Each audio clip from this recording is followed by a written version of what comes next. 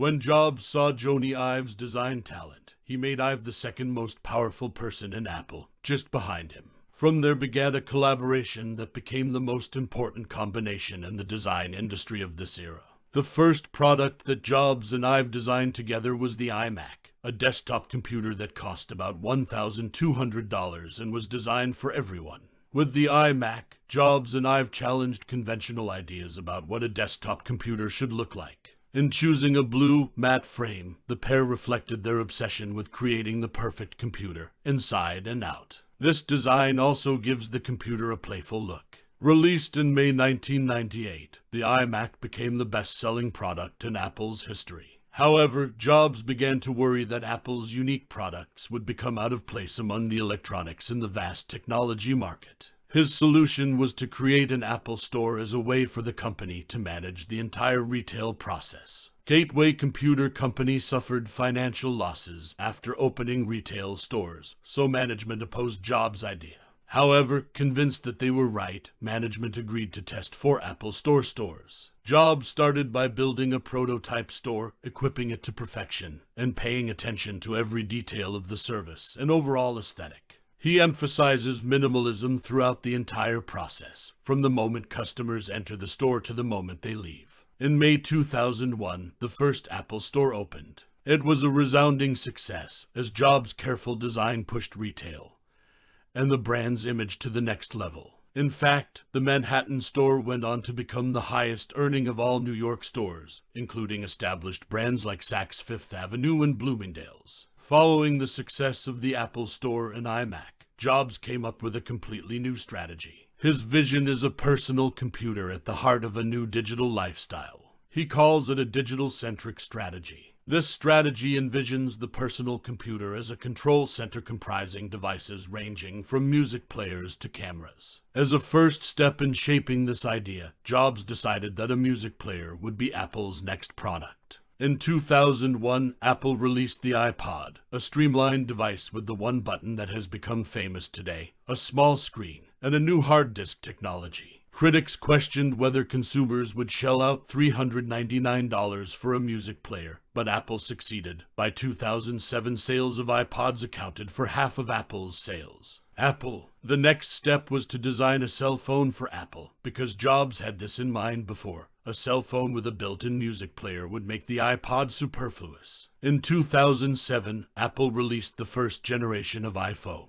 2 seemingly impossible technologies have been applied. A touchscreen, which can run multiple applications at the same time, and a solid glass cover called Gorilla Glass. Once again, critics cast doubt on Apple's strategy, arguing that no one would shell out $500 for a cell phone, and again Jobs proved them wrong. By the end of 2010, profits from iPhone sales accounted for more than half of all mobile profits worldwide. The final step in Jobs' strategy was the iPad tablet. Apple officially started building the iPad in January 2010. However, Jobs revealed the product before it was made public. The press underestimated it when they hadn't tried it yet. And when the iPad was officially launched, it became a resounding success. In fact, Apple sold more than 1 million units in the first month, and 15 million in the next 9 months. With the release of the iPod, iPhone, and iPad, it became clear that Jobs' bold ideas succeeded in changing the electronics industry. Throughout his career, Jobs maintained that a closed, tightly integrated system would give customers the best experience. This idea reflects Jobs' desire for control since he launched his system, preventing users from modifying it. The obsession with control has caused major conflicts, especially with Microsoft and Google. Bill Gates has many different ideas about business and technology, in which he is always willing to license his company's systems and software to partners. In fact, Bill Gates wrote software for the Macintosh. However, the friendly business relationship between Jobs and Gates turned into a lifelong rivalry. When Gates released the Windows operating system, Jobs accused him of copying the Macintosh's interface. In fact, both systems borrow ideas from another tech company called Xerox. Towards the end of his career, Jobs also attacked Google. In the company's design of the Android system, Jobs argued that Google copied a lot from Apple. While both Microsoft and Google believed that the expansion of the computer system and natural competition would determine which technology was superior. Jobs maintained that in the end both companies stole the idea from Apple. But Jobs' goal wasn't just competition between companies. Jobs also fought relentlessly for perfection within Apple, resulting in employees who didn't resign themselves and were fired. Under Jobs, there was no tolerance for undermining Apple's quality. Whenever he thinks someone isn't enough and doesn't work 90 hours a week, he doesn't remind them to strive. Instead, he fired them immediately. And when a company had problems getting its chips on time, Jobs became furious